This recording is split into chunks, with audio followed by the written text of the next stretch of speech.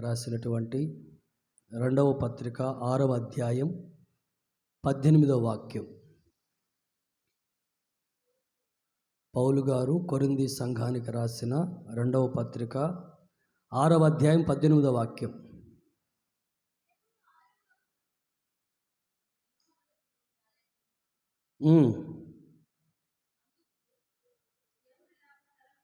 దేవుడిలాగు సెలవిచ్చుచున్నాడు, నేను వారిలో నివసించి సంచరింతును, నేను వారి దేవుడినై ఉందును, వారు నాకు ప్రజలై ఉంటారు. మీరు వారి మధ్య నుండి బయలువెడలి ప్రత్యేకముగా ఉండుడి, అపవిత్రమైన దానిని ముట్టకుడని ప్రభు చెప్పుచున్నాడు. మరియు నేను మిమ్మల్ని చేర్చుకుందును, మీకు తండ్రినై ఉందును, మీరు నాకు కుమారులు కుమార్తెలై ఉందురని సర్వశక్తి గల ప్రభువు చెప్పుచున్నాడు. హల్లెలూయా. ఈ చదవబడిన భాగంలో నేను మీకు తండ్రినై ఉందును, నేను మీకు తండ్రినై ఉంటాను, ఈ మాటను మనం ఈ పూట ధ్యానించుకుంటాం. చాలామంది చిన్నప్పుడే తండ్రిని కోల్పోయిన వారు కూడా ఉంటారు. అంటే వాళ్ళు పుట్టినప్పటికే వాళ్ళ నాన్నగారు చనిపోయి ఉంటారు, లేకపోతే వాళ్ళ అమ్మగారిని విడిచిపెట్టి వెళ్ళిపోయి ఉంటారు. వాళ్ళకి తండ్రి ఎవరో తెలియదు. మా తండ్రి ప్రేమ ఏంటో మాకు తెలియదయ్యా, మా తండ్రి ఎలా ఉంటాడో మాకు తెలియదయ్యా అనేవాళ్ళు ఉంటారు. ఇంకా కొంతమంది ఎలా ఉంటారంటే, ఒకవేళ తండ్రి ఉన్నా ఏ ప్రయోజనము లేనటువంటి తండ్రిగా, అంటే ఒక భయంకరమైన త్రాగుబోతు తండ్రిగా, కుటుంబాన్ని పట్టించుకున్నటువంటి తండ్రిగా, తన త్రాగుడు తనకే, ఇక అదే తప్ప వేరే లోకం లేనటువంటి తండ్రిలు ఉన్న పిల్లలు కూడా, మాకు నాన్న ఉన్నాడు కానీ ఉన్నా ఆయన వలన మాకు ఏ ఉపయోగం లేదు, ఆయన లోకం అయింది, ఆయన త్రాగుడు అయింది, మాకు ఆయన ఉన్నా ఒకటే లేకపోయినా ఒకటే అని చెప్పే పిల్లలు ఉంటారు. అంటే తండ్రి యొక్క బుద్ధులను బట్టి. కొంతమంది తాగి మౌనంగా ఉంటే, మరికొంతమంది తాగి ఇంట్లో ఎవ్వరికి నెమ్మది లేకుండా పిల్లలనైనా సరే భార్యనైనా సరే చితకబాత్తు అసలు కుటుంబం బజారు పాలేటట్లుగా దుర్మార్గంగా ప్రవర్తించే తండ్రులు కూడా ఉంటారు. వాళ్ళు అనుకుంటారు మా తండ్రి ఎప్పుడు చేస్తాడా అని. ఒకసారి ఏసన్న గారు చెప్పారు, ఒక చిన్న కుర్రోడు అన్నాడంట, మా నాన్నగారు చచ్చిపోవాలని ప్రార్థన చేయన్నా అని. మా నాన్నగారు చచ్చిపోవాలని ప్రార్థన చేయన్నా అని ఏసన్న గారి దగ్గరికి వెళ్ళాడంటే, చిన్న కుర్రోడు.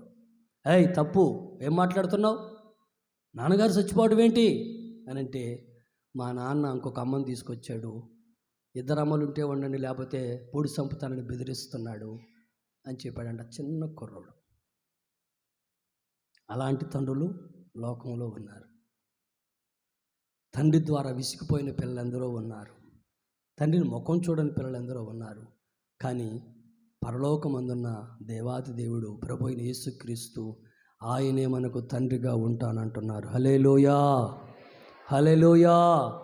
ఆయన మనకు తండ్రిగా ఉండాలి, మనం ఆయనకి పిల్లలుగా ఉండాలి. ఉంటే ఆయన మన జీవితాలు ఏం చేస్తాడు, మనకు ఆయన తండ్రి అయి ఉంటే, మనం ఆయన పిల్లలమై ఉంటే ఆయన మన జీవితాల్లో ఎన్నో కార్యాలు చేస్తాడు. తండ్రిగా ఆయన మన భారాలన్నీ వహిస్తాడు, మోస్తాడు. గద్ద రెక్కల మీద మోసినట్లుగా నేను మిమ్మల్ని మోసాను అంటారు. కనుక ఆయన తండ్రి ఉండి ఎన్నో మహోపకారాలు చేస్తాడు, ఆయన చేయలేనిది ఏమీ లేదు. అయితే ఆయన తండ్రిగా ఉన్నట్లుగా వాక్యంలో ఒక మాట నేను చూపిస్తాను, చూడండి. లూకాసు వార్త 6:35.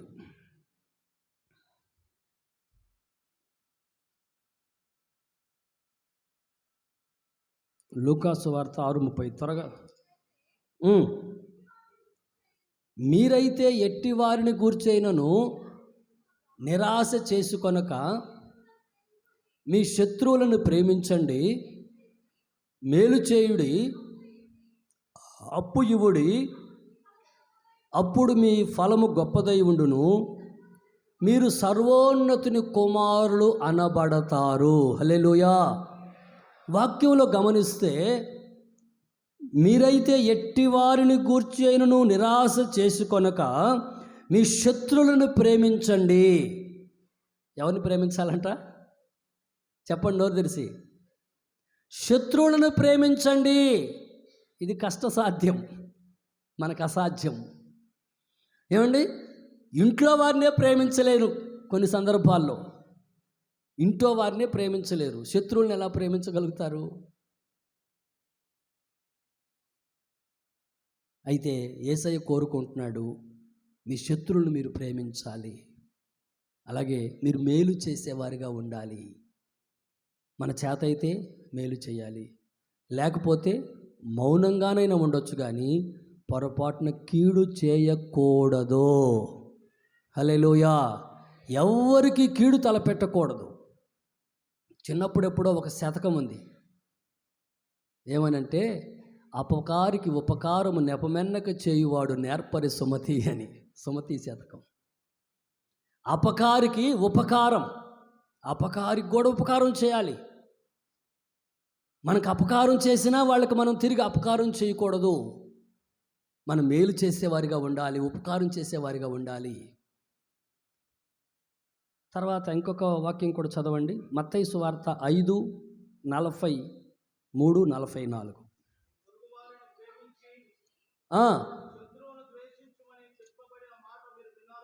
పొరుగువారిని ప్రేమించి శత్రువులను ద్వేషించమని చెప్పబడిన మాట మీరు విన్నారు కదా. నేను మీతో చెప్పున్నదేమనగా, పరలోకమందున్న మీ తండ్రికి కుమారులై ఉండునట్లు మీ శత్రువులను ప్రేమించుడి, మిమ్మును హింసించే వారి కొరకు ప్రార్థన చేయండి. ఇది కూడా కష్టమే. అంటే ఆయనకి కుమారులుగా ఉండాలంటే శత్రువులను ప్రేమించాలి, మేలు చెయ్యాలి, తర్వాత హింసించే వారి కొరకు కూడా ప్రార్థన చేయాలి. అక్కడ అప్పు ఇవ్వుడు అని ఉంది, కానీ ఆ మాట ఎందుకో నాకు చెప్పాలనిపించట్లా. ఎందుకంటే అప్పులు ఇచ్చారనుకో అసలు శత్రువులు అయిపోతారు. మీరు ఎవరికైనా అప్పిచ్చారనుకో, వాళ్ళ తర్వాత మీకు శత్రువులు అవుతారు. మీకే కాదు, మందిరానికి కూడా శత్రువు అయిపోతారు. అప్పులు ఇచ్చి ఆ అప్పులు మళ్ళీ అడుగుతారేమోనని మందిరం మానేసిన సందర్భాలు ఎన్నో ఉన్నాయి. మంచి విశ్వాసులు ఇద్దరు ఆ స్నేహంగా ఉంటారు, ఒకళ్ళకి అవసరాన్ని బట్టి అప్పిచ్చారు. తర్వాత ఇక మళ్ళీ మందిరానికి వస్తే అడుగుతారు కదా, నడకుండా ఇచ్చిన వాళ్ళు. అందుకని అమ్మో మందిరానికి వెళ్తే అడుగుతారేమోనని మందిరమే మానేశాడు. అట్లాంటి సందర్భాలు ఎన్నో జరిగాయి. 25 సంవత్సరాల ఈ సేవా జీవితంలో ఎన్నో అనుభవాలు చూశాం. అందుకని నేను ఆ మాట గురించి అయితే ఎట్ట చెప్తానంటే, మీరు ఎవరికైనా అవసరాన్ని బట్టి ఇవ్వాల్సి వస్తే, ఒక ఆయన చెప్పిన మాట నేను చెప్తున్నా, ఒక పెద్ద వ్యక్తి చెప్పిన మాట. మీ దగ్గర డబ్బులు ఉన్నాయనుకో ఇవ్వండి, మళ్ళీ ఇవి వస్తాయనుకో బాకండి, హుండీలో దేవుని హుండీలో వేసినట్టు అనుకొని చేయండి. దేవుని హుండీలో వేసాము ఈ డబ్బులు అనుకొని ఇచ్చేయండి వాళ్ళకి. ఇక వాటి కోసం ఎదురు చూడబాకండి. ఒకవేళ వాళ్ళకి వసతి కుదిరి మళ్ళీ ఇస్తే దేవునికి స్తోత్రం అని చెప్పండి. ఇవ్వకపోతే వాళ్ళ మీద మీరు గొడవ వేయకూడదు, వాళ్ళని మళ్ళీ తిరిగి అడగకూడదు. అలాంటి అప్పు ఎంత ఇవ్వగలవో అంత ఇచ్చుకోండి, అంతే. Praise the Lord. అంతవరకు ఇవ్వండి. మరీ కొంతమందికి భక్తి ఎక్కువయ్యి, ప్రేమ ఎక్కువయ్యి, నాకు తెలిసిన వాళ్ళు అట్లాంటి భక్తులు ఉన్నారు. ఒక ఆవిడ ఏం చేసిందంటే, మంచి జీతం, చాలా ఎవరు లేరు తనకి, నర్సు, మంచి జీతం వస్తుంది. అవి కూడా సాలక అప్పులు ఎక్కువ చేసి, అంటే ఈ అడుగులకంతా పందారం చేస్తుంది, ఎంత అయిందంతా. ఆవిడ 22-25 లక్షల దాకా అప్పు చేసింది. తర్వాత ఒకరోజు జైల్లో కూడా పడింది. ఏంటది? ఉండేది ఒకటి, తెలివిలేని పని చేసుకొని బాధపడటం కదా. అప్పు తెచ్చి ఎవరైనా అప్పియొచ్చా? ఇది ఎక్కడుంది? ఇది ఉంటే ఇవ్వండి, మరలా వదులుకోండి. నేను చెప్పగలిగిన మాట సేవకునిగా. ఎందుకంటే మరలా వాళ్ళకి మీకు శత్రుత్వం రాకూడదు, మందిరానికి వాళ్ళు దూరం కాకూడదు. ఇచ్చే అప్పు మరలా అడగకుండా ఉండేటట్టయితే ఇవ్వండి, ఎంతైనా ఇవ్వండి, మీకున్నంత ఎంతైనా ఇచ్చుకోండి. హల్లెలూయా. కానీ అడగదలుచుకునే అప్పు అయితే మాత్రం ఇవ్వబాకండి, శత్రువులు అయిపోతారు. కానీ మేలు చేయండి, మిమ్మల్ని హింసించే వారి కొరకు ప్రార్థన చేయండి, శత్రువులను ప్రేమించండి, అప్పుడు పరలోకమందున్న తండ్రికి మీరు కుమారులు అవుతారు. హల్లెలూయా. ఆ తండ్రికి కుమారులైతే ఆయన ఏం చేస్తాడో 3-4 మాటలు క్లుప్తంగా నేను చెప్తాను. జాగ్రత్తగా త్వరగా చదవాలి. మొదటి మాట 6 లూకాసు వార్త 6:36. కాబట్టి మీ తండ్రి కనికరము గలవాడై ఉన్నట్లు మీరును కనికరము గలవారుగా ఉండండి. ఇక్కడ తండ్రి ఎవరు అంటే కనికరము గల తండ్రి. హల్లెలూయా. కఠినాత్ముడు కాదు మన తండ్రి. నేను ప్రకటిస్తున్న యేసుక్రీస్తు ఆయన మనకు తండ్రిగా ఉంటానన్నాడు. ఆయన కఠినాత్ముడు కాదు, కనికరము గలవాడు. గనుక ఆయన కనికరం మన మీదకి రావాలి. ఆయన నేను వారిని కరుణించదను అన్నాడు. మనల్ని కరుణించాలి. ఆయన కరుణ మనకు కావాలి. ఆయన కరుణిస్తే ఏమవుతుంది? ఓ రోజున యేసు ప్రభు ఆ యెరికో అనే ఆ ప్రాంతం నుంచి వెళ్తూ ఉన్నారు. ఆయన వెళ్తూ ఉన్నప్పుడు ఆయన వెంట చాలామంది ఆయన వెంబడిస్తున్నారు. దారి ప్రక్కన ఒక గుడ్డి భిక్షకుడు ఉన్నాడట. ఆ గుడ్డి భిక్షకుడు, దావీదు కుమారుడా, నజరుడైన యేసు నన్ను కరుణించు అని గట్టిగా అరుస్తున్నాడు, కేకలేస్తున్నాడు. కొంతమంది నోరు మూసుకో, పని లేదా, ఎందుకు అలా అరుస్తున్నావు అని వాడిని గద్దిస్తున్నారు.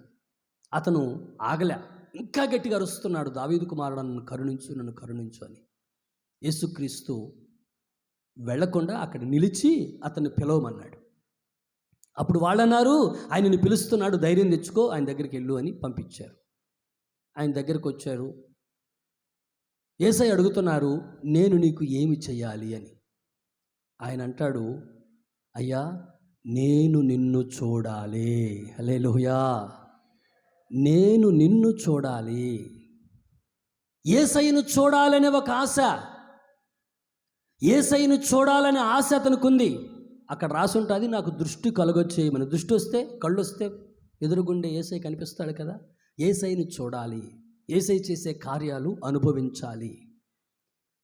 అతను గుడ్డోడు, అతని కళ్ళు తెరవబడ్డాయి. కానీ బైబిల్లో అక్కడక్కడ మనం గమనిస్తే కళ్ళుండి కూడా గుడ్డోళ్ళలాగా అయిపోయారు. అంటే దేవుని కార్యాలు అనుభవించలేకపోయారు, దేవుని కార్యాలు రుచి చూడలేకపోయారు. అందుకనే పౌలు గారు ఏమంటాడంటే, మీ మనోనేత్రములు వెలిగించబడినందున.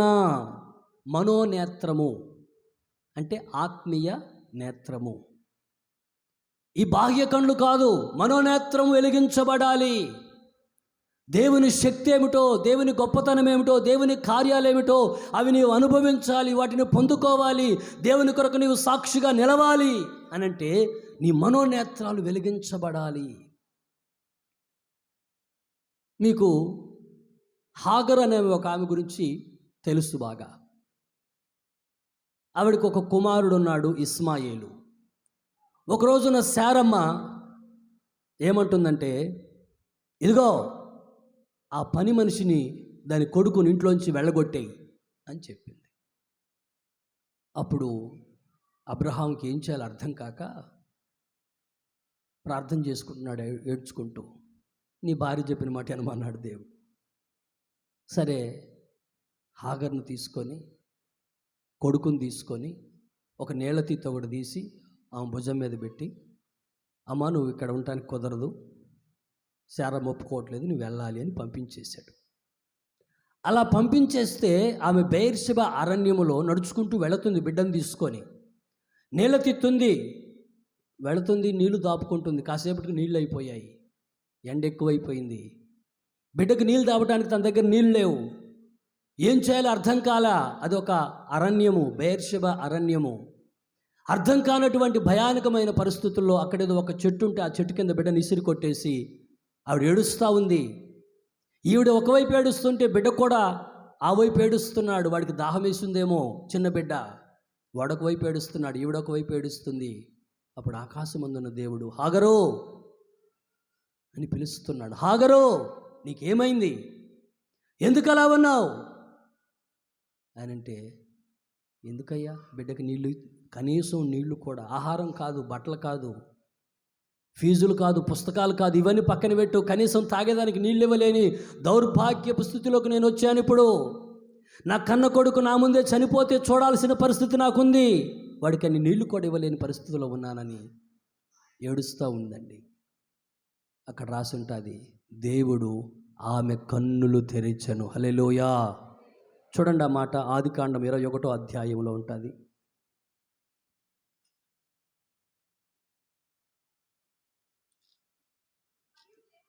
21:19. దేవుడు ఆమె కన్నులు తెరిచినందున ఆమె ఆ నీళ్ల ఊట చూసి తిత్తిని నీళ్లతో నింపి పిల్లవానికి త్రాగనిచ్చింది. ఈ వాక్యంలో గమనిస్తే దేవుడు ఆమె కన్నులు తెరిచాడని రాసింది. ఇప్పుడు హాగరు గుడ్డిదా? ఎవరైనా చెప్పండి. హాగరు గుడ్డిదా? పుట్టుకతో గుడ్డిదా? ఆ గుడ్డి భిక్షకుడిలాగా? గుడ్డిది కాదు హాగరు. హాగరుకి కళ్ళు బాగా ఉన్నాయి, తాటికాయలంత కళ్ళే ఉన్నాయి. కానీ దేవుని ఆశీర్వాదము, దేవుడిచ్చే మేలు గుర్తించలేనటువంటి కన్నులైపోయాయి ఆమె. అప్పుడు ఆమె మనోనేత్రం తెరిచాడు దేవుడు. అక్కడే ఉంది ఆ ఊట, అక్కడే ప్రవహిస్తుంది, అక్కడే పారుతుంది. కానీ అప్పటి వరకు దాన్ని గుర్తుపట్టలేకపోతుంది. పెద్దవాళ్ళు అంటుంటారు, సంకలో గొర్రె పిల్లని పెట్టుకొని ఊరంతా తిరిగాడని. ఏమంటే సంకలో గొర్రె పిల్లని పెట్టుకొని ఊరంతా తిరుగుతున్నాడు అంటారు. ప్రియమైన దైవ జనాంగమా, దేవుడిచ్చే ఆశీర్వాదాలు కొన్నిసార్లు ఆయన ఇవ్వటానికి సిద్ధంగా ఉన్నా నువ్వు పొందుకోలేకపోతూ ఉన్నావేమో, నీ మనోనేత్రాలు ఇంకా తెరవబడలేదేమో. ఈరోజు నువ్వు ప్రభువుని అడగాలి. నువ్వు, అయ్యా నా మనోనేత్రాలు తెరువు, నీ ఆశీర్వాదాన్ని నేను గుర్తించేటట్లు నా మనోనేత్రాలు తెరువు అని ప్రభువుని అడగాలి. కన్నులు తెరవబడిన తర్వాత ఆ ఊట కనిపించింది, బిడ్డకు తాపుకుంది, మరలా ప్రయాణం కొనసాగించింది. అలాగే ఇంకొక సందర్భంలో ప్రవక్త ఎలీషా ఆయన జీవిస్తున్న దినాలలో సిరియా రాజు పలుసార్లు ఇశ్రాయేలు దేశం మీదకి యుద్ధానికి వచ్చి దాన్ని పట్టాలని, చెరపట్టాలని ప్రయత్నాలు చేస్తూ ఉండేవాడు. వాళ్ళు రేపు పలానా చోటుకి యుద్ధానికి వెళ్ళాలి అనుకున్నప్పుడు రాజభవంతిలో మంత్రులను పిలిచి, లేకపోతే సైన్యాధిపతులను పిలిచి ఆయన ఆ విషయాలన్నీ చర్చించుకునేవాడు, మాట్లాడేవాడు. మాట్లాడిన వెంటనే ఆ సంగతి ఇశ్రాయేల్ రాజుగారికి తెలిసిపోయేది. ఇశ్రాయేల్ రాజుగారికి తెలిసిపోయి, సుశీలక్క నువ్వు ఒక చెంబు నీళ్లు పెట్టుకో, ముఖం మీద కొట్టుకుంటా ఉండు. నిద్రపోలేదా? అది కానీ రెండో లైన్లో రెండో ఆమె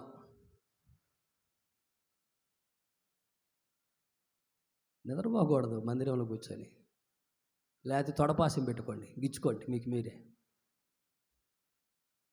గట్టిగా హల్లెలూయా చెప్పండి. ఇంకోసారి గట్టిగా చెప్పండి. ఇంకోసారి కూడా చెప్పండి. చూడండి ప్రియ దైవ జనాంగమా, ఈ ఎలీషా గారు సిరియా రాజు అనుకుంటున్న మాటలు తీసుకొచ్చి ఇజ్రాయెల్ రాజుకు చెప్పేవాడు. అయ్యా మీరు కానీ పలానా చోటకి ఈరోజు వాళ్ళు వస్తున్నారు శత్రువులు, గనుక జాగ్రత్త అని చెప్పేవాడు. ఆ విధంగా ఇశ్రాయేలు రాజు తన దేశాన్ని కాపాడుకుంటూ ఉన్నాడు.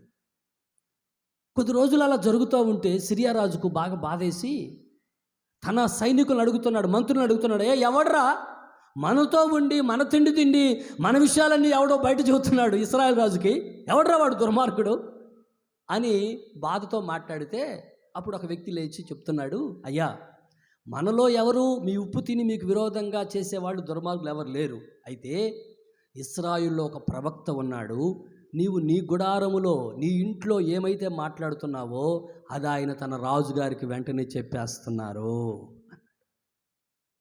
అలా కూడా చెప్తారా? ఇంట్లో మాట్లాడుకుంది వాడికి అక్కడ తెలుసా? తెలిసింది మరి ఆ రోజు నా ప్రవక్త గొప్ప దైవజనుడు. ఆయన వీళ్ళు ఎక్కడో మాట్లాడుకుంటుంటే ఆయన ఎక్కడో ఉన్నాడు, కానీ ఆత్మదేవుడు ఆయనకి ఏం జరగబోతుందో చెప్పేవాడు.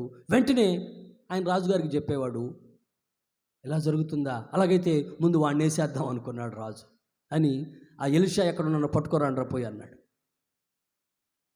పెద్ద సైన్యం ఆ ఎలీషా ఉన్నటువంటి స్థలానికి వచ్చేసారు.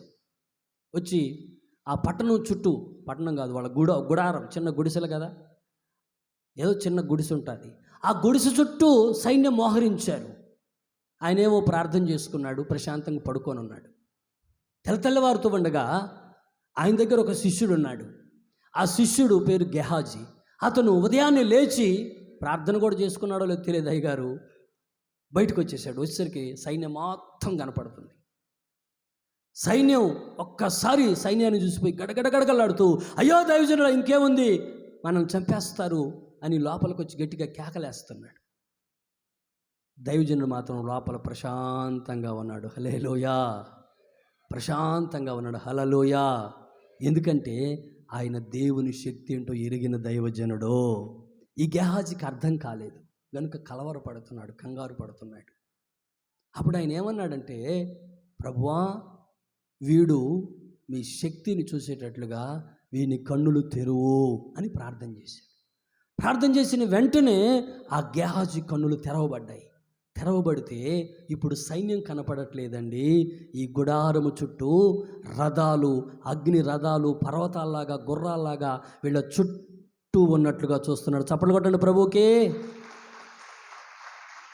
వీళ్ళ చుట్టూ అగ్ని రథాలు ఉన్నాయి, ఒక పర్వతంలాగా వీళ్ళ చుట్టూ ఉంది. ఇప్పుడు శత్రువు కనిపించడం లేదు. ఇప్పుడు గెహాజీ కూడా భయం లేదు. ఆయన కన్నులు తెరవబడ్డాయి. కన్నులు తెరవబడ్డాయి కనుక దేవుని కాపుదల ఎంత గొప్పగా మనకుందో గుర్తుపడుతున్నాడు. అది గుర్తుపట్టక మునుపు కలవరపడిపోతున్నాడు, కంగారు పడిపోతున్నాడు, అరుస్తూ ఉన్నాడు. ప్రియమైన దైవ జనాంగమా, ఈ మధ్యాహ్న సమయంలో నీ కన్నులు తెరవబడితే దేవుని శక్తి ఏమిటో నువ్వు గుర్తుపడతావో. సాతాను శక్తి, శత్రువు శక్తిని నేమి చేయలేదనే సంగతి వాస్తవం.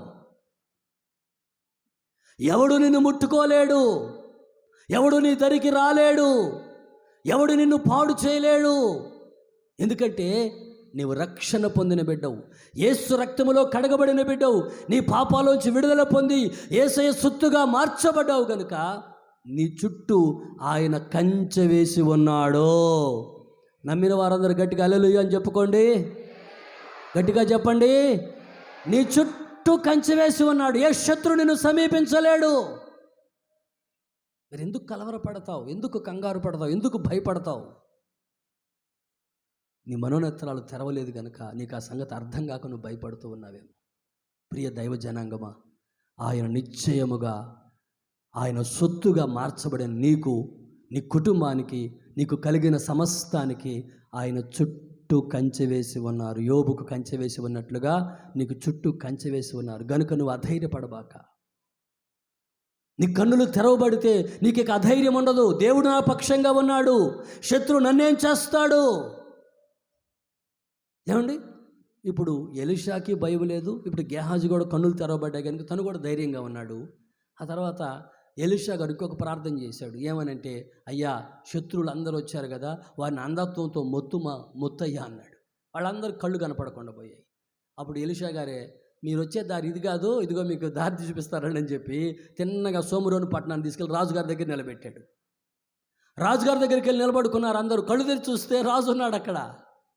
అక్కడికి పోయిన తర్వాత కళ్ళు తెరవమని ప్రార్థన చేశాడు. మళ్ళీ ఆయనే అంధత్వంలో మొత్తం అన్నాడు. ఇప్పుడు రాజుగారి దగ్గర తీసుకొని నిలబెట్టి మళ్ళీ వీళ్ళ కళ్ళు తెరవబడును కాకండి మళ్ళీ అందరు కళ్ళు తెరిస్తే రాజుగారు ఎదుర్కొన్నాడు. గడగడలాడిపోతున్నారు వాళ్ళు, ఇదేంద్ర బాబు అని, మేము ఎక్కడికి వచ్చాము, ఎక్కడున్నామని. అప్పుడు రాజు అంటాడు, నాయనా వీళ్ళని కొట్టేదా, వీళ్ళని శిక్షించేదా? ఎలీషా అంటాడు, అయ్యా, మన యొద్దకు వచ్చిన వారిని మనం శిక్షించకూడదు, శత్రువైనా సరే వారికి ఆహారం పెట్టాలి అంటాడు. హల్లెలూయా. అంటే కన్నులు తెరవబడితే దేవుని శక్తిని గుర్తుపడతావు, కన్నులు తెరవబడితే దేవుని ఆశీర్వాదాన్ని గుర్తుపడతావు. గనుక కనికరించిన దేవుడు నీ ఆత్మీయ నేత్రాలు తెరుచునుగాక, దేవుని ఆశీర్వాదాన్ని నువ్వు గుర్తించుదువుగాక. దేవుని యొక్క శక్తి నీ చుట్టూ ఏ విధంగా ప్రాకారముగా ఉందో నువ్వు గుర్తించుదువుగాక. రేయైనా పగలైనా ఆయన కొనుకొక నిద్రపోక నిన్ను కాపాడగలిగిన దేవుడు. యెహోవా పట్టణమును కాపాడిన యెడల దాన్ని కాపలా కాయువారు మేలుకొంట వ్యర్థమని వాక్యం అంటుంది. అయితే ఆయన కాపాడితే ఏమి కాదు నీకు, నీ కుటుంబానికి, పట్టణానికి ఏమీ కాదండి. గనుక దేవుడు కాపుదల దయచేయునుగాక, అది నీవు గుర్తుపట్టుదువుగాక. దేవుని కాపుదల మనందరికీ ఉంటుంది. మనల్ని కాపాడాలని కోరుకునే దేవుడు ఆయన. రెండవ మాట చూడండి, మత్తయి సువార్త 6వ అధ్యాయం 14వ వాక్యం. మనుషుల అపరాధములను మీరు క్షమించిన ఎడల మీ పరలోకపు తండ్రియు మీ అపరాధములను క్షమిస్తాడు. ఇక్కడ మనం గమనిస్తే అపరాధములను లేక దోషములను లేక పాపములను క్షమించే తండ్రి ఎవరైనా? మన అపరాధములను క్షమించే తండ్రి, మన దోషాలను క్షమించే తండ్రి, మన పాపాలను క్షమించే తండ్రి. ఆయన మనల్ని క్షమిస్తాడు. ఆయన క్షమించకపోతే మనము ఉండలేమండి. ఆయన మనల్ని మరలా మరలా మరలా క్షమిస్తున్నాడు. ఎందుకో తెలుసా? నేనేం అపరాధం చేశాను, నేను 20 సంవత్సరాల నుంచి భక్తి చేస్తున్నాను అనుకుంటావేమో. బైబిల్ అంటుంది ప్రార్థన చేయకపోవటమే పాపమని. సమూయేలు ప్రవక్త అంటాడు, నేను మీ నిమిత్తం ప్రార్థన చేయకపోతే నేను పాపం చేసిన వాడిని అవుతాను అంటాడు. ఎన్నోసార్లు నువ్వు ప్రార్థన చేయకుండా, ఎన్నోసార్లు దేవుని వాక్యం ధ్యానించకుండా, ఏమండి, దేవునికి విరోధమైన పాపం నీలో ఉందేమో. గనుక అపరాధములు క్షమించే తండ్రి ఆయన. నీ దోషాలు ఎంతటివైనా సరే, నీ అపరాధాలు ఎంత గొప్పవైనా సరే వాటిని క్షమిస్తాడు. క్షమించగలిగిన తండ్రి. మనుషులెవరు నీ పాపాన్ని క్షమించి తీసివేయలేరు. నిన్ను క్షమించాలి అంటే పాపము లేని యేసుక్రీస్తు మాత్రమే నిన్ను క్షమించగలడు. హల్లెలూయా. ఆయనలో పాపము లేదు, ఆయనలో ఏ దోషము లేదు. ఆయన నీ కొరకు నా కొరకు గాయపరచబడ్డాడు. ఆయన మన అపరాధాలను క్షమించాలని, మనల్ని క్షమించాలని మన కోసమే గాయాలు పొందాడు. ఒకరోజు యేసు ప్రభువుని ఒక ఆయన భోజనానికి పిలిచాడు. ఒక పరిసయ్యుడు సీమోన్ అనే వ్యక్తి పిలిచి, ఆయన యేసయ్య వచ్చాడు కదా అని హడావుడిగా ఏమేమి ఏర్పాట్లు చేస్తున్నాడేమో. అయితే అంతలో ఒక స్త్రీ పరిగెత్తుకుంటా వచ్చి ఆయన పాదాల మీద పడిపోయి ఏడుస్తూ ఉంది. కన్నీళ్లతో ఏడుస్తూ ఉంటే ఆయన పాదాలు తడిచిపోయాయండి. మరి ఎన్ని కన్నీళ్లు కారిస్తే ఆయన పాదాలు తడవాలి? ఆ తర్వాత తల వెంట్రుకలతో ఆయన పాదాలు తుడుస్తూ ఉంది. ఆ తర్వాత అత్తరు చేస పగలగొట్టి ఆయన పాదాల మీద పోసింది. ఆయన ముద్దు పెట్టుకుంటా ఉంది. ఆవిడ అక్కడ 4 కార్యాలు చేస్తుంది. కన్నీళ్లతో ఆయన పాదాలు తడిపింది, తల వెంట్రుకలతో తుడుస్తుంది, అత్తరు పోసింది, ముద్దు పెట్టుకుంటా ఉంది. ఇంతలో ఈ పరిసయ్యుడు వచ్చాడు. ఆవిడ ముద్దు పెట్టుకుంటా ఉంటే చూస్తున్నాడు. చూసి, ఛీ, ఇది పాపాత్మురాలైతే ముద్దు పెట్టుకుంటుంటే మౌనంగా ఉంటాడేంటి, కాలుతో ఒక తనుదంతే కుక్కందన్నట్టు పోతాది కదా అని మనసులో అనుకున్నాడట. మనం ఆరాధించే దేవుడు ఎవరంటే, నీ మనసులో ఏముందో కూడా ఆయన ఎరిగి ఉన్నాడు. హల్లెలూయా. వెంటనే ఆయన అంటాడు, ఇదిగో సీమోన్ ఇలా రా అన్నాడు. దగ్గరికి వచ్చాడు. ఏంటయ్యా అన్నాడు. ఏం లేదులే, నీకు ఒక విషయం చెప్పాలనుకుంటున్నాను. ఒక యజమాని దగ్గర 2 రుణస్థులు ఉన్నారు. ఒకడు 500 దేనారాలు, ఒకడు 50 దేనారాలు అప్పు తీసుకున్నారు. వాళ్ళిద్దరికీ చెల్లించడానికి వాళ్ళ దగ్గర ఏమీ లేదు. ఇద్దరు వచ్చి, అయ్యా నీకు దండం బాబు, మా దగ్గర ఏమీ లేదు, మమ్మల్ని క్షమించు, ఉన్నప్పుడు ఇచ్చుకుంటాము అని వాళ్ళు బ్రతిమలాడుకున్నారు. ఆయన వెంటనే, మీ అప్పు నేను క్షమించేశాను, ఉంటే ఇవ్వండి, లేకపోతే లేదు పోండి, క్షమించేశాను అన్నాడు. ఇద్దరు క్షమించబడ్డారు. అయితే ఈ ఇద్దరిలో యజమాని ఎవరు ఎక్కువగా ప్రేమిస్తారు అని అడిగాడు. వెంటనే సీమోన్ అంటాడు, అయ్యా, ఎవరికైతే 500 దేనారాలు క్షమించబడ్డాయో వాడే ఎక్కువగా ప్రేమిస్తాడు అన్నాడు. వెంటనే ప్రభు అన్నాడు, నువ్వు నిజంగా కరెక్ట్గా చెప్పావు, నేను నీ ఇంటికి వచ్చా, నా కాళ్ళకి నీళ్ళు ఇవ్వలేదు, కనీసం నా తలకు నూనెం పెట్టలేదు, నువ్వు నాకు ఏం మర్యాద చేయలేదు. కానీ ఈమె చూసావా, నేను వచ్చిన దగ్గర నుంచి కన్నీళ్లతో నా పాదాలు తడిపింది, తల వెంట్రుకలతో తొడుస్తుంది, అత్తరు పూసింది, ముద్దు పెట్టుకుంటుంది. అంటే ఈమె నన్ను విస్తారముగా ప్రేమిస్తుంది గనుక ఈమె విస్తారమైన దోషాలు క్షమించబడ్డాయి. హల్లెలూయా. చెప్పండి గట్టిగా, హల్లెలూయా. అంటే ఆ తండ్రిని అపరాధాలు క్షమించాలి అంటే నువ్వు ఆయన్ని ప్రేమించాలి. ఆ వాక్యాధారాన్ని బట్టి మనం గమనిస్తే చదువుతారా మాట? లూకాసు వార్త 7:47. లూకాసు వార్త 7:47 చదవండి. ఆమె విస్తారముగా ప్రేమించను గనుక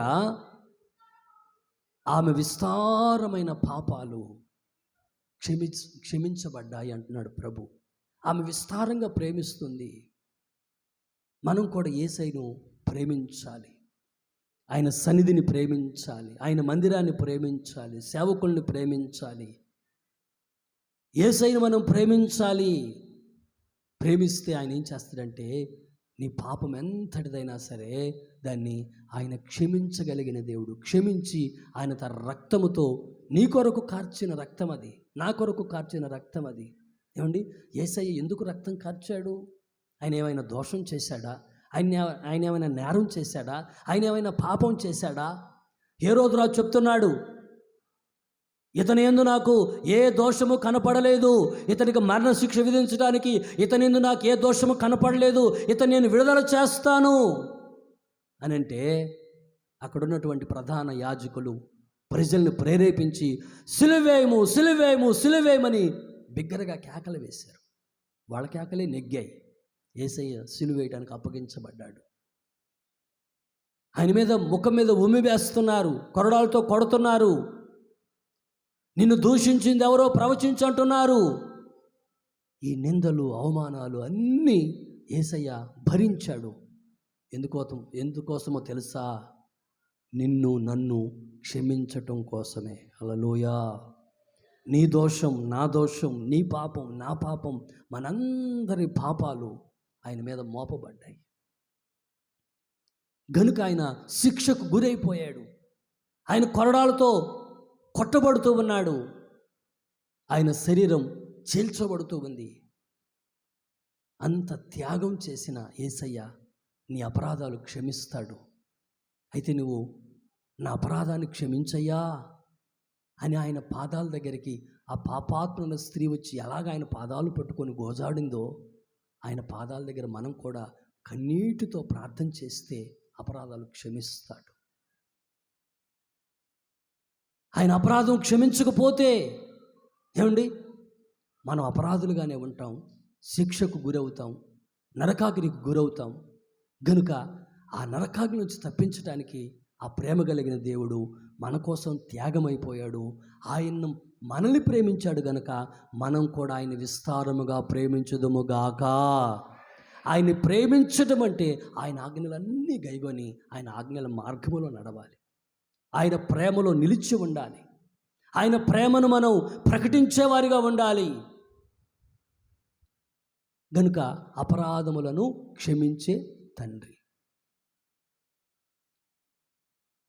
స్టెఫెన్ కూడా ఆయన రాళ్లతో కొడుతున్నారు. స్టెఫెన్ని రాళ్లతో కొడతా ఉంటే ఆయన ఏమంటున్నాడు తెలుసా? ఇంక ప్రాణం పోతుంది, వీరి మీద ఈ పాపము మోపకము అన్నాడు. స్టెఫెన్లో క్షమించే గుణం ఉంది, యేసయ్యలో క్షమించే తండ్రి స్వభావం ఉంది. మనం కూడా యేసయ్య ద్వారా క్షమించబడుతున్న మనం కూడా ఇతరులను క్షమించే స్వభావం మనకు కూడా కలిగి ఉండునుగాక. భర్తను భార్య క్షమించాలి, భార్యను భర్త క్షమించాలి, తల్లిదండ్రులను పిల్లలు క్షమించాలి, పిల్లలను తల్లిదండ్రులను క్షమించాలి. ఒకరిని ఒకరు క్షమించుకునే ఆ స్వభావం, ఒకరిని ఒకరు క్షమించే ఆ స్వభావం మనం కలిగి ఉండాలి. అది మన తండ్రి స్వభావం. ఏమండి, మన తండ్రి స్వభావం మనం ఆయన పిల్లలం కనుక కాస్తో కూస్తో మనకి రావాలి కదా. ఇప్పుడు ఓ బుడ్డోడు పుట్టాడనుకో, బుడ్డోడు పుట్టంగానే ఏమంటారు? వాళ్ళ బంధువులు వచ్చి చూస్తున్నారు, బుడ్డోడిని ఉయ్యాల్లో ఉన్నాడు, ఉయ్యాల్లో వేశారు, అప్పుడే స్నానం చేయించి బట్టలు వేసారు. 17 రోజు 15 ఉంటాయి కదా, స్నానం చేయించారు, బట్టలు వేసి మంచి బట్టలు తొడిగి ఉయ్యాల్లో పడుకోబెట్టారు. బంధువులందరూ వచ్చారు, ఆ స్నానం చేయించే రోజున అందరూ వచ్చారు. వాడికి మంచి బట్టలు వేశారు, ఒకళ్ళు ఉంగరం తెచ్చారు, ఒకళ్ళు బట్టలు తెచ్చారు. వాడికి హంగామా అయిపోయింది బొట్టోడికి. అప్పుడు చూస్తున్న వాళ్ళు అంటున్నారు, అరే వీడు అచ్చం వాళ్ళ నాన్నలాగే ఉన్నాడు అని అన్నారు. అంటే తండ్రి పోలికలు పిల్లలకి వస్తాయి రావా? వస్తాయి. మన పరలోకపు తండ్రి పోలికలు మనకు కూడా కలుగునుగాక. మనం పాపాలు క్షమించలేము. పాపాన్ని మనం క్షమించడానికి మనమెవరు? కానీ చిన్న చిన్న సమస్యలు ఇంట్లో జరిగినప్పుడు ఏమండి, భార్యాభర్తల మధ్యలో ఏదైనా చిన్న గొడవ వస్తుంది. గొడవ రాదని చెప్పకూడదు. భూమి మీద ఉన్నంత కాలం, భూమి మీద మనం బ్రతికి ఉన్నంత కాలం, చిన్నయో పెద్దయో ఎంత బాగుండే కుటుంబంలోనైనా టెక్కన ఏదో ఒకటి వస్తుంది. వాటిని భరించుకొని, వాటిని క్షమించి, వాటిని సహించి మరలా ఐక్యంగా ముందుకు సాగగలిగినటువంటి ఆ ఆత్మ సంబంధమైన ఆ క్షమాపణ హృదయాన్ని దేవుడు ఒక్కొక్కరికి దయచేయునుగాక. క్షమించే హృదయము నీకు దేవుడు దయచేయునుగాక. అక్కడ అదే రాసింది, మీ పరలోకపు తండ్రి మిమ్మల్ని క్షమించినట్లుగా మీరు కూడా క్షమించండి. క్షమించే హృదయాన్ని కావాలి మనకి. మూడో మాట చూడండి, యాకోబు పత్రిక 1:17. శ్రేష్టమైన ప్రతి ఈవియు సంపూర్ణమైన ప్రతి వరమును పరసంబంధమైనదై జ్యోతిర్మయుడగు తండ్రి యొద్ద నుంచి వచ్చును. అంటే తండ్రి ఇచ్చును. ఆ తండ్రి మనకేమిస్తాడు? ఆ తండ్రి మనకేమిస్తాడంటే ఏమండి, ఇక్కడ వాక్యంలో ఉంది, శ్రేష్టమైన ప్రతి ఈవియు సంపూర్ణమైన ప్రతి వరమును పరసంబంధమైన, అంటే భూ సంబంధమైన కాదు, పరసంబంధమైన ప్రతి ఆశీర్వాదం ఉంది. ఆ ఆశీర్వాదము, పరసంబంధమైన ఆశీర్వాదాల్ని, శ్రేష్టమైన ఈవులను, వరాలను ఆయన మనకిస్తాడు. ఆ జ్యోతిర్మయుడైన తండ్రి శ్రేష్టమైన ఈవులను ఇస్తాడు. ఈ ఏంటి ఈవులు మనకి ఎలా అవసరము, ఏం చేసుకుంటాము ఆ ఈవులు?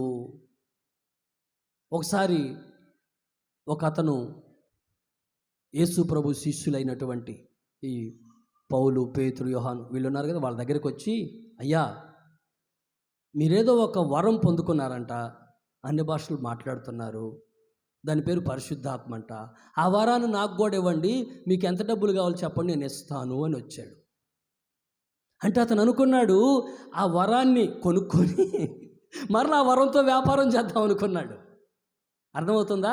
ఆ వరాన్ని డబ్బులు పెట్టి కొనుక్కొని మరలా దాంతో వ్యాపారం చేయాలనుకున్నాడు. అప్పుడు దైవ సేవకులు చెప్తున్నారు, నీ హృదయము దేవుని ఎదుట సరైనది కాదు అన్నారు. పేతురు గారు అంటారు, నీ హృదయము దేవుని ఎదుట సరైనది కాదు, వరాన్ని, దేవుడిచ్చే వరాన్ని నువ్వు డబ్బులు పెట్టి కొనాలనుకుంటున్నావా? ఇది సాధ్యం అనుకున్నావా అంటాడు. ప్రియ దైవ జనాంగమా, ఆయన ఎందుకు మనకు వరాలు అనుగ్రహిస్తాడు? ఎందుకు మనకు వరాలు కావాలా అని అంటే, చూడండి, కొరింథీయులకు రాసిన పత్రికలో చక్కని మాటలు ఉంటాయి. మొదటి పత్రిక 12వ అధ్యాయం 7వ వాక్యం చదువుకుంటాం.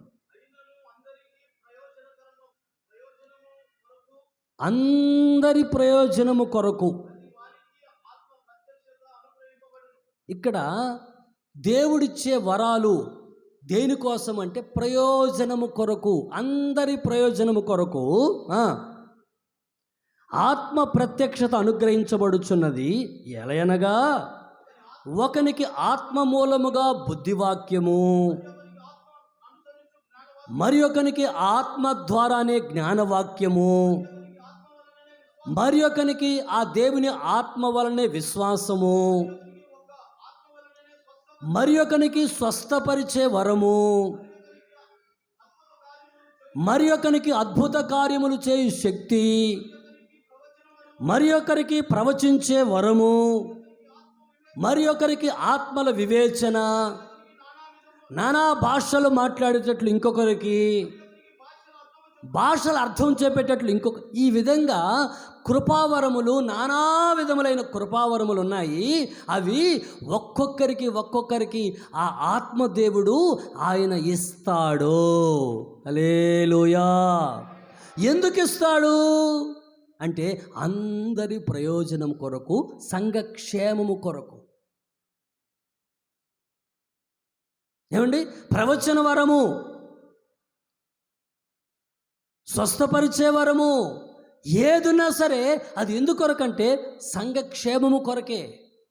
దేవుడు నీకు ఒక వరం ఇస్తాడు.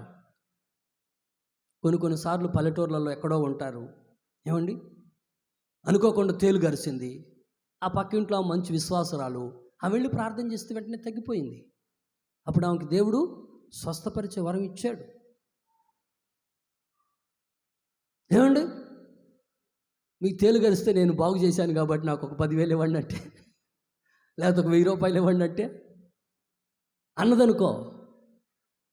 అందుకు కాదు దేవుడు వరం ఇచ్చేది. ఆ వరం ఉండదు. ఇంకా వ్యాపారం చేయాలనుకుంటే ఆ వరాలు ఉండవు. ప్రియ దైవ జనాంగమా, ఆయన మనకి ఏది ఇచ్చినా సంఘక్షేమం కోసం ఇస్తాడు. గనుక ఓసారి యేసన్న గారు చెప్పాడు, జనాలు కూడా ఎలా తయారయ్యారు, ఇదిగో అనే బుడబొక్కల మాటలు నమ్ముతుంటారు. టింగ్ టింగ్ టింగ్ టింగ్ టింగ్ టింగ్ అని వస్తుంది. నీ జాతకం చెబుతాను, నీకు అది చెప్తాను, నీకు అది చెప్తాను, జరగబోయేవి చెబుతాను, జరిగినవి చెబుతానని. ఇప్పుడు కొంతమంది భక్తులు, సేవకులు కూడా అలాగే తయారవుతున్నారు. ఎందుకు? మనుషుల నాడిని బట్టి. ఏమండి, మనుషుల యొక్క నాడిని బట్టి వీళ్ళు కూడా అలా తయారైపోతున్నారు. ఎవరు ఒక ఆయన అంతరాలు కట్టుకుంటారు కదా, జనాలు అన్ని జనులు అంతరాలు కడతారు కదా. ఒక ఆయన అంతరంలో, ఒక పాస్టర్ గారు అంతరం కట్టి 20 రూపాయలకు అమ్ముతున్నాడంట. ఆ అంతరంలో దేవుని వాక్యమే పెట్టాడంట. అంతరంలో రేకు బెల్ల ఎదురు రాగి రేకు ఉంటుంది కదా, దాంట్లో ఒక చిన్న వాక్యం రాసి చుట్టు పెట్టి దాన్ని, ఇదిగో ప్రార్థన చేసేస్తున్నాను, కట్టుకోపోతుంది అన్నాడు. ఏంది పోయేది? అన్ని జనుల ఆచారాలు చేయకూడదని బైబిల్ అంటుంది. సంఘక్షేమం కొరకు నీకు దేవుడు ఒక వరం ఇస్తాడు, దాన్ని ఉపయోగపెట్టుకో. అందరు, ఇప్పుడు మనందరి పేరు విశ్వాసులు, మనందరు విశ్వాసమే కదా. అయితే అందరికి ఒకే విశ్వాసం ఉందా? దేవుడు ఒక్కొక్కళ్ళకి ఆయన ఇచ్చే విశ్వాసం వేరుగా ఉంటుంది. ఒక్కొక్కరి విశ్వాసం ఆ వ్యక్తి యొక్క ఆత్మీయతను బట్టి దేవుడు ఇస్తారు. ఎవరికి ఎంత అవసరమో ఇస్తాడు, లేకపోతే ఎవరి భక్తిని బట్టి ఇస్తాడు. అందరికి ఒకే విశ్వాసం ఉండదు. ఇప్పుడు నేను వాక్యం బోధిస్తున్నా, అంతెందుకండి, మన గుడారాల పండగ అయిపోయిందా, ఒక టైటిల్ పెట్టాడు, గుడారాలు దండగా అని పెట్టాడు. ఒరి దుర్మార్గుడు అనుకున్నా. గుడారాలు దండగా అని పెట్టి ఇంకేందేందో పిచ్చి పిచ్చి అని మాట్లాడాడు. యేసన్న గారికి అసలు ఆయన 5వ తరగతి చదివాడానికి వాక్యం రాదు. ఏమి మాట్లాడాడు వాడు. ఆయన ఒక పాస్టరే. నేనంటాను, యేసన్న గారికి వాక్యమే రాకపోతే, యేసన్న గారికి ఏమీ చేత కాకపోతే ఇన్ని లక్షల మందిని దేవుడు ఎందుకు తీసుకొస్తారు? మాట్లాడుతున్నాడు అతను. నోరుంది కదా మాట్లాడతాడు. ఇప్పుడు నేను వాక్యం ఇక్కడ ఎవరు నిలబడుకున్నా ఒకే వాక్యం ప్రకటిస్తాం, కానీ అది అర్థం చేసుకునే వాళ్ళల్లో రకరకాల కోణాలు అర్థమవుతుంది. దాన్ని అర్థం చేసుకోలేని పరిస్థితులు కొందరికి ఉంటాయి. వాక్యాన్ని వాక్యంగా గ్రహించలేని పరిస్థితులు కొందరికి ఉంటాయి. ప్రియ దైవ జనాంగమా, ఒకరికి బుద్ధివాక్యం, ఒకరికి జ్ఞానవాక్యం, ఒకరికి విశ్వాసం, ఒకరికి స్వస్థపరిచే వరం, ఒకరికి అద్భుతాలు చేసే శక్తి, ఒకరికి భాషలు మాట్లాడే వరం, ఒకరికి భాషలు అర్థం చెప్పే వరం, ఇన్ని నానా విధములైన వరాలను ఆయన అందరి ప్రయోజనం కొరకే ఇస్తాడు. కానీ ఇప్పుడు ఎలాగైందంటే, ఒక ఆమె అనిందంట, దర్శనం చూస్తుంది, నా కుమారుడా, నీ కుమారుడికి నా కుమార్తెని ఇచ్చాను, దేవుడు నాతో మాట్లాడాడు, నాకు చెప్పాడు అనిందంట. ఇదొక దొంగ దర్శనం. నా కుమారుడా అంటే పెళ్ళిళ్ళు చేయటానికి దేవుడు దర్శనాలు చూపిస్తాడా? ఇంకా ఆయనకి ఇంతకంటే ఏసైకి ఏం పని లేదా? ఎవరు కూతుర్ని ఎవరు కొడుకు ఇవ్వాలి, ఎవరు కొడుకుని ఎవరు కూతురికి ఇవ్వాలి ఆలోచించుకుంటూ కూర్చుంటాడు ఆయన. దర్శనం చెప్పే మనుషులు తయారయ్యారు. ఇట్లాంటి పాడు మాటలు చెప్పే వాళ్ళు తయారయ్యారు. అట్టాడి దగ్గరికి, యేసన్న గారి దగ్గర కూడా వచ్చారంట. అన్నా, నేను మందిరం కడుతున్నాను, దేవుడు నిన్నే చూపించాడు అన్నాడంట. అన్నాడంట, అమ్మా దేవుడు నాకు చూపించినప్పుడు నేను నీకు కానుకిస్తా పోమ్మా అన్నాడంట. నాకు కూడా చూపిస్తాడు, నీకు చూపించింది దేవుడు అంటే నిన్నే చూపించాడు అనగానే ఇచ్చేస్తాడు అనుకుంది ఆవిడ. అనుకొని వచ్చింది పాపం ఆవిడ. అయ్యా పేద్దాన్ని నాకు ఇబ్బందిగా ఉంది, ఏదైనా సహాయం చేయమంటే అది వేరు. దర్శనం చూస్తున్నాడు. అన్నీ సమకూర్చబడ్డాయి, ఒక ఏదో తక్కువైంది, దానికి నేను ప్రార్థన చేస్తుంటే నిన్నే చూపించాడా నిన్నట.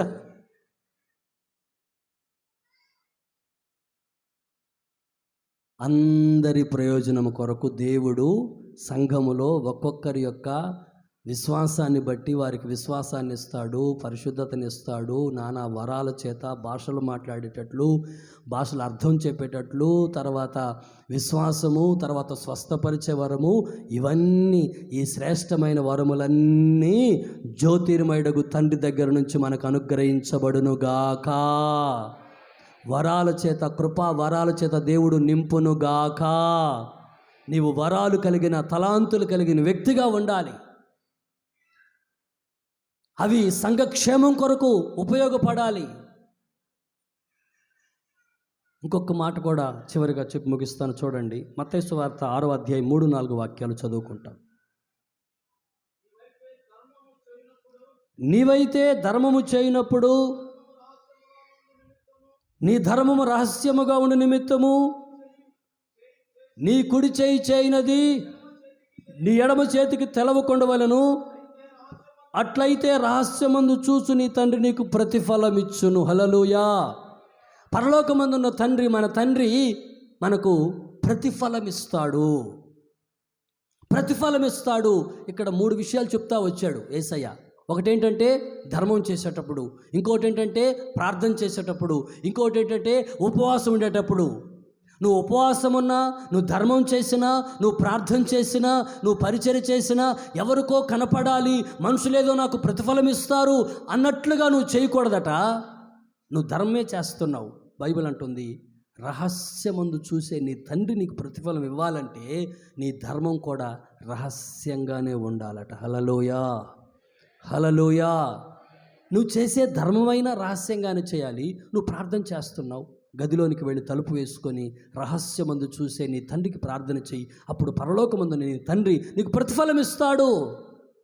నువ్వు ఉపవాసం ఉంటున్నావు, ముఖం వికారంగా పెట్టుకొని, అయ్యా నేను ఉపవాసం ఉన్నానయ్యా అని పాసిపళ్ళతో ఉపవాసం ఉండకూడదట. ఉపవాసం ఉంటే మొహం కూడా గడకూడదు అనుకుంటారేమో కొంతమంది.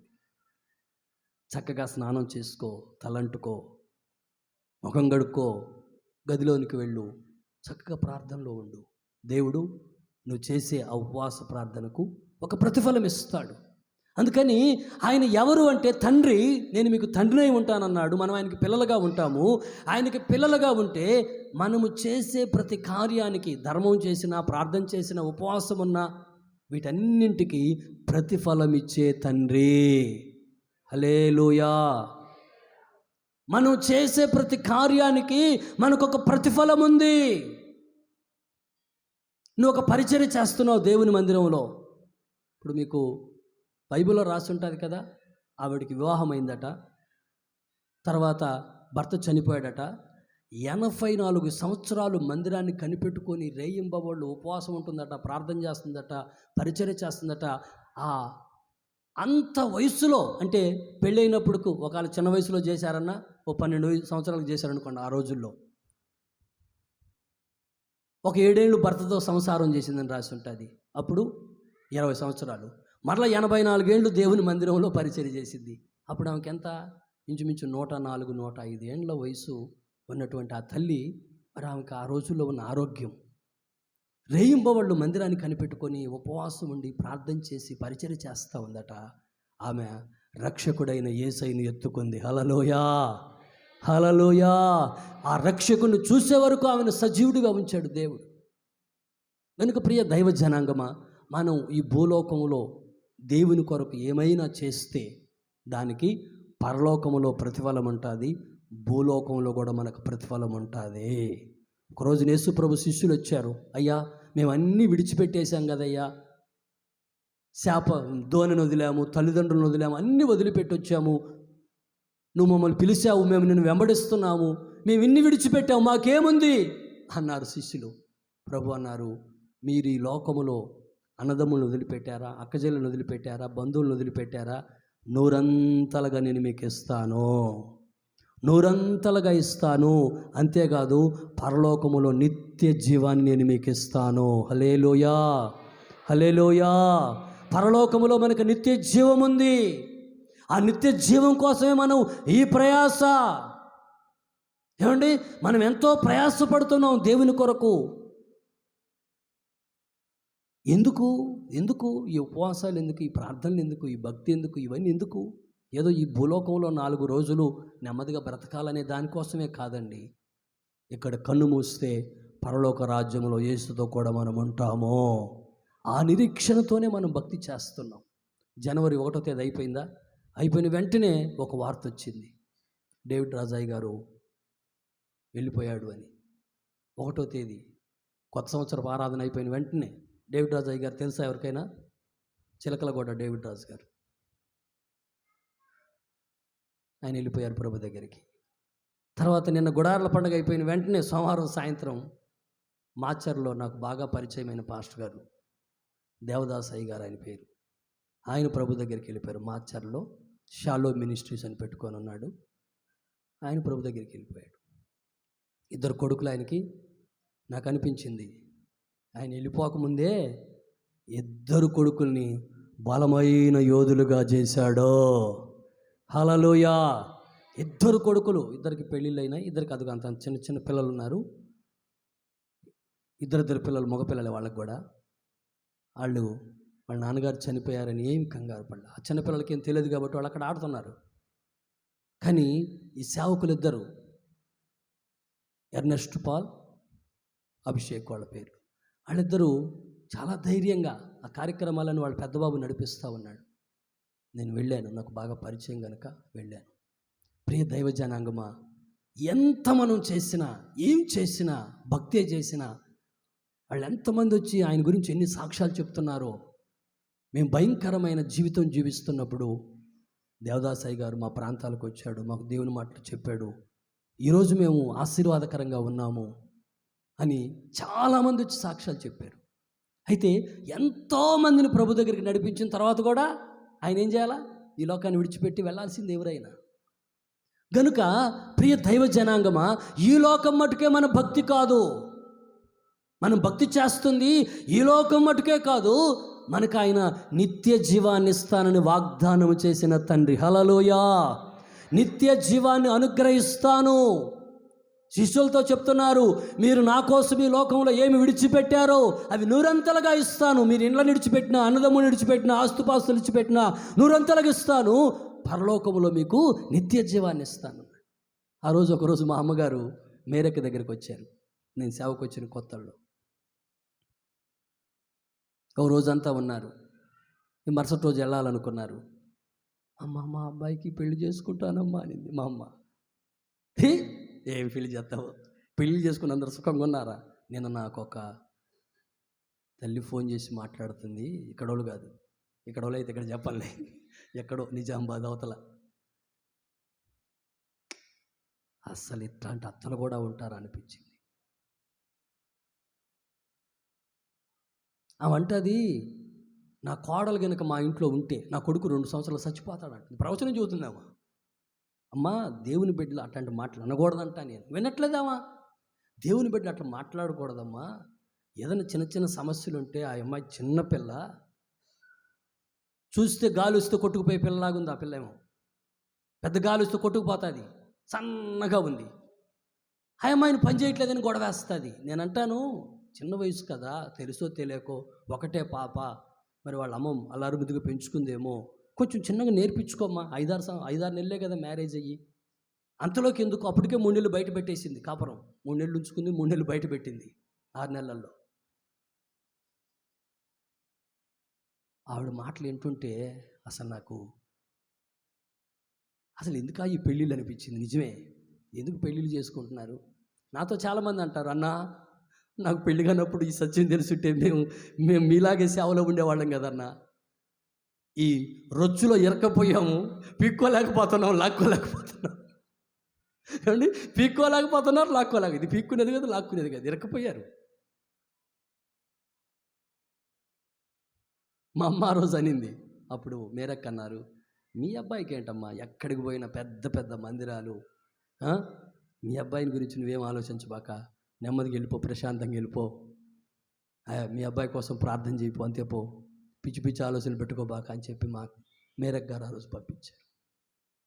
ప్రియ దైవ జనాంగమా, ఆయన కోసం ఏమి విడిచిపెట్టామో, ఒక తల్లిదండ్రులు విడిచిపెడితే మీరు మాకు తల్లిదండ్రులు కారా? మీరు మాకు అన్నదమ్ములు కాదా? మిమ్మల్ని దేవుడు మాకు ఇవ్వలేదా? ఎంతో ఆప్యాయంగా 70 ఏళ్ళ ముసలాం వచ్చి అన్నయ్యా అంటే, ఏమండి 70 ఏళ్ళు, నాకేమో 50 ఏళ్ళు వస్తాయి, రేపు జూలై 1కి 50 వస్తుంది. 70 ఏళ్ళ మా వచ్చి అన్నయ్య అంటే, అబ్బా 70 ఏళ్ళ చెల్లెమ్మనిచ్చాడు దేవుడు అనుకుంటున్నాం. దేవునికి మహిమ కలుగును గాక. హల్లెలూయా. నిజమేనండి. మీరు మాకు అన్నలు, తమ్ముళ్ళు, అక్కలు, చెల్లెళ్ళు, మేము ఒక్కళ్ళని విడిచిపెడితే దేవుడు మమ్మల్ని మాకు ఎంతోమందిని ఇచ్చాడు. ఒకచోట కాదు, దేశమంతా ఇచ్చాడు. దేశమంతా తిరిగి సేవ చేసి, దేశమంతా తమిళనాడు వెళ్ళి, కర్ణాటక వెళ్ళి, అనేక ప్రాంతాలకు వెళ్ళి దేవుని పరిచయం చేయడానికి కృపనిచ్చారు. ప్రతి చోట ఆప్యాయంగా పలకరించే దేవుని బిడ్డలు ఉన్నారు. ఇక మాకు ఇంతకంటే ఏం కావాలి? అంతేకాదు, నిత్య జీవాన్ని ప్రసాదిస్తానని మన తండ్రి మనకు వాగ్దానం చేసి ఉన్నాడు. మనం ఆ నిత్య జీవం చేపట్టాలి. దానికోసమే ఈ భక్తి, దానికోసమే ఈ ప్రయాస. గనుక ఆ తండ్రి మనకు నిత్య జీవాన్ని ఇచ్చే తండ్రి. నిత్య జీవం, నిత్య నరకం ఉంది, నిత్య జీవం ఉంది. ఆ నిత్య నరకం నుంచి తప్పించుకొని నిత్య జీవానికి వెళ్ళటానికే అతి శ్రేష్టమైన భక్తి మార్గంలో నడిపించబడాలి. ఈ లోక మాలిన్యం అంటకుండా మనల్ని మనం కాపాడుకోవాలి. ఈ లోక మాలిన్యం అంటకుండా మనల్ని కాపాడుకోవాలి. అపరాధాలు క్షమిస్తానన్న దగ్గర కిందకు వస్తే అక్కడుంది, యవనస్తులారా మీ యవనేచ్ఛలు విడిచిపెట్టి పారిపోండి అని వాక్యంలో. అంటే లోక మాయలో, లోక మాలిన్యంలో చిక్కుకోకుండా మనల్ని మనం కాపాడుకుంటూ ఒక శ్రేష్టమైన భక్తి జీవితాన్ని చేస్తూ ప్రభు రాకడ కొరకు ఆ తండ్రి ఒక రోజున ఆయన చెప్పాడు, నేను వెళుతున్నాను, నేను మరలా వస్తాను. హల్లెలూయా. నేను వెళుతున్నాను, నేను మరలా వస్తాను, నాతో దగ్గర మిమ్మల్ని తీసుకొని వెళతాను. కనుక ఆ తండ్రి యొక్క ఆ మాట, ఆయన ఇచ్చిన మాట ఉందే, ఆయన వస్తాడు, మనల్ని తీసుకువెళ్తాడు. ఒకవేళ మనం ముందు కన్ను మూసినా, ప్రభు రాకడ వరకు సజీవులు అయి ఉన్నా, సజీవులు కాబట్టి రెప్పపాట్లు మార్పు చెంది ప్రభు దగ్గర కొనుక్కోబడతాం. సమాధిలో పెట్టబడితే సమాధిలో పెట్టబడిన వారే మొదట లేస్తారని బైబిల్ అంటుంది. గనుక నిరీక్షణ కలిగిన వారిగా, ఆయన నిరీక్షణకు ఆధారభూతుడగు తండ్రి, మనము నిరీక్షణ కలిగి ఈ భక్తి మార్గంలో ఆయన మనకు తండ్రిగా ఉన్నాడు, మనం ఆయనకు కుమారులు కుమార్తెలై ఉన్నాము. ఆయన మనకు ఏమండి కనికరం చూపెడతాడు, అపరాధాలు క్షమిస్తాడు, సమస్తమైన ఆత్మ సంబంధమైన ఈవును అనుగ్రహిస్తాడు, ప్రతిఫలం ఇచ్చే తండ్రిగా ఉన్నాడు. ఈ మాటలన్నిటినీ ప్రభు మన వినికిడిలో ఫలభరితముగా మార్చునుగాక. ఆమేన్. దయచేసి అందరూ తల్ల వంచి కళ్ళు మూసుకోనండి. మోకరించగలిగిన వారు మోకరించండి. ప్రార్థన చేసుకుందాం.